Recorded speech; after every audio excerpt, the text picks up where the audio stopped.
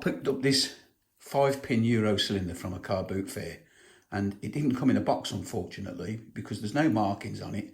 And if it would have come in a box, I might have known who made it, because this is the worst lock I've ever come across. I've just actually prized the circlip apart, so when I got it, it's easy to do, because you know what I'm like, I normally stab myself. So yeah, I mean, to look at it, you'd think it was an R4 lock. It's quite weighty. 5 pins. It's got a brush steel finish to it. The keys are not too bad. Bitting's okay. It all works nice and smooth. And like I say, you'd think that was an half decent lock. So I thought I'd have a go at picking it. And what I did was I put my tension tool in.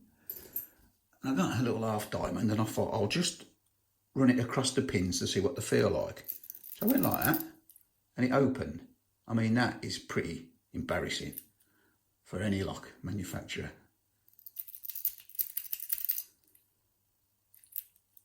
So we are going to open it up and have a look what's inside. But before we open it up, what I wanted to do, I wanted to try to do that again using an air grip. So I've got some air grips over here. Got a couple of air grips, look. So I'm not going to put any bends on it or nothing. I'm just going to open the air grip up. I think people call these bobby pins, but we call them air grips. I'm not even going to take that little rubber knob off. So we'll try it again, just using that. Bear in mind, people have probably got these in the front door. Probably take a little bit longer.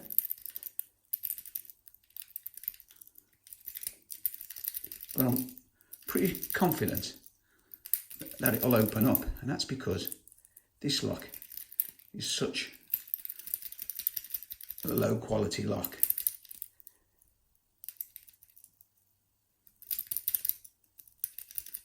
The camera's on, so it's going to prove me wrong, but it hasn't, look. So that's been opened just using an air grip. So yeah, what a sad state of affairs for people to make locks which are supposed to protect your house like that. So let's have a look what's inside. Why do I struggle so much with these things, look? I don't think I'm the only one. But I thought by doing sort of half getting it ready, it'd be easy to do. Yeah, we got it. So let's just pull him off. Horrible things, ain't nowadays.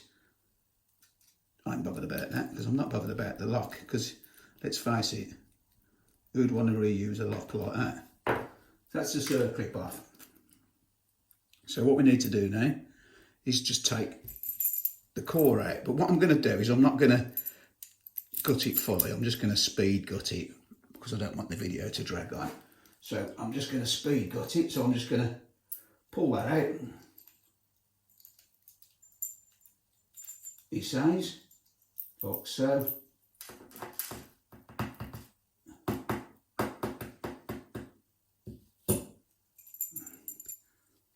There's the core.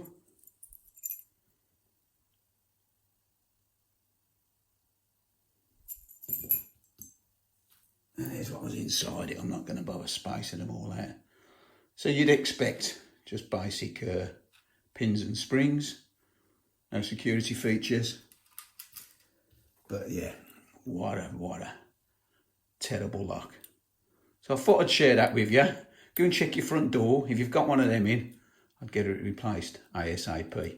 So that's it for now. As always, thanks for watching, and I'll see you again next time. Try it a bit.